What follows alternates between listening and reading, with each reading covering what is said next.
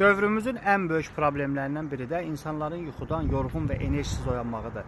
Əslində isə tam əksinə olmalıdır. İnsan yuxudan kortizol və qlukagon hormonlarının köməyi ilə ən pik səviyyədə enerjide oyanmalıdır və bu enerji ilə də bütün işlərini görməlidir. Çünki insan belə yaradılıb, belə proqramlaşdırılıb. Bizim bioloji saatımız belə işləyir. Əzizlərimize baxın, bizim kimi soyuducu, hazır qida lüksləri olmuyor. Onlar yuxudan durub qida axtarışında olublar, ovlanıblar, gətiriblər, kəsiblər, pişiriblər, daha sonra yeyiblər.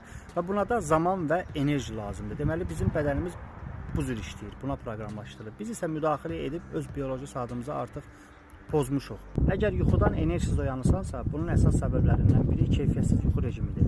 Yatdığın otaq qaranlıq olmalıdır, səs-küy olmamalıdır, sərin olmalıdır. Həmçinin televizor, telefon şüasından uzaq olmalıdır ki, sən keyfiyyətsiz yuxu rejimini yaxalaya biləsən.